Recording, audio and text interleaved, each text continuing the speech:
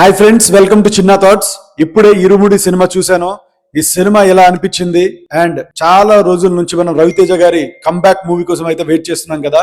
ఆ comeback movie ఇరుముడితో అవుతుందా లేదా అండ్ ఈ సినిమాలో ఉన్న పాజిటివ్ థింగ్స్, నెగిటివ్ థింగ్స్ ప్రతి ఒక్కటి చెప్పడానికి నేనైతే మీ ముందుకు వచ్చేసాను. వీడియో స్టార్ట్ చేసే ముందు మీరు గనక ఫస్ట్ టైం నా ఛానల్ కి విజిట్ చేస్తుంటే దయచేసి వీడియోని లైక్ చేయండి, షేర్ చేయండి అండ్ ఛానల్ ని సబ్స్క్రైబ్ చేసుకోండి.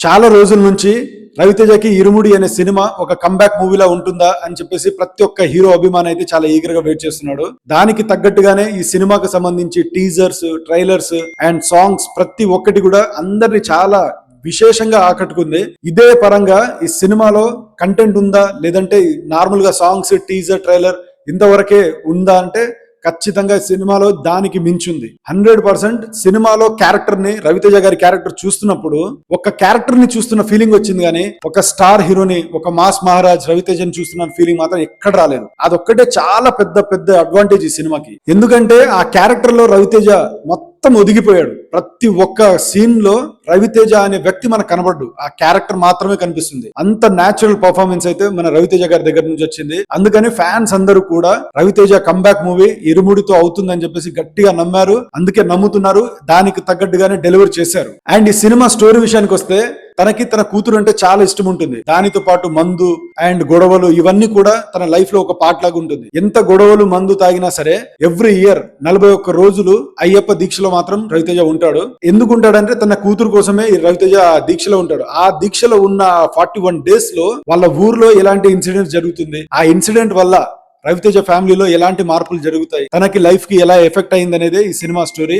చాలా సింపుల్ స్టోరీయే, పెద్ద అంటే మనము కొత్తగా ఎక్స్పెక్ట్ చేయాల్సిన స్టోరీ ఏం లేదు. అదే రివెంజ్ డ్రామా అనే సినిమా మొత్తం.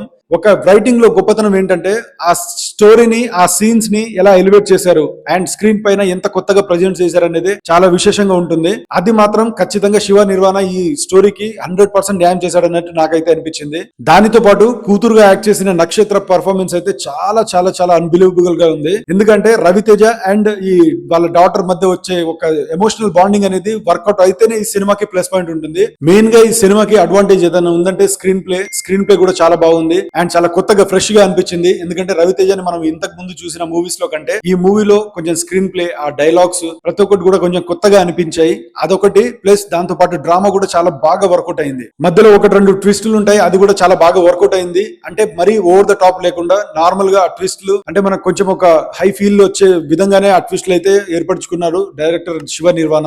అండ్ ఈ సినిమాలో హీరోయిన్ యాక్టింగ్, సాయి కుమార్ వీళ్ళందరి యాక్టింగ్ కూడా చాలా బాగా వర్కౌట్ అయ్యింది. అందుకనే ఈ సినిమా ఇంకా ఫ్రెష్ ఫీల్ అనేది ఒకటి ఖచ్చితంగా అందరికి, ప్రతి ఒక్కరికి అనిపిస్తుంది. అండ్ ఈ సినిమాకి మ్యూజిక్ చాలా బిగ్గెస్ట్ ఎసెట్. ఎందుకంటే మ్యూజిక్ డైరెక్టర్ జీవి ప్రకాష్ చాలా అన్బిలీవబుల్ మ్యూజిక్ అయితే ఇచ్చాడు. సాంగ్స్ కానివ్వండి, బ్యాక్గ్రౌండ్ స్కోర్ కానివ్వండి, ఎక్కడ మనకి హై తగ్గించకుండా మాత్రం బ్యాక్గ్రౌండ్ స్కోర్ ఇచ్చాడు. దానితో పాటు ఈ సినిమాలో ఏదైనా బిగ్గెస్ట్ ప్లస్ పాయింట్ ఉందంటే మల్లెపూల పల్లకి సాంగ్. ఆ సాంగ్ వచ్చినప్పుడు అయితే థియేటర్ మొత్తం ఒక రేంజ్ లో మొత్తం ఒక వైబ్ మాత్రం వచ్చింది. అది చాలా హైలైటెడ్ ఈ సాంగ్ ఈ సినిమాకి.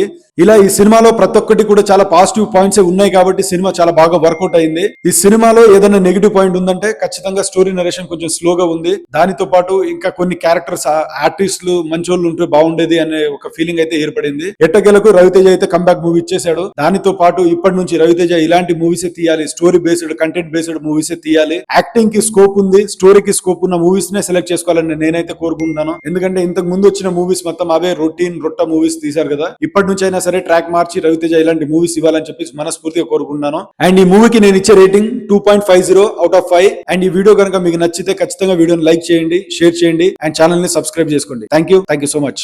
జై హింద్.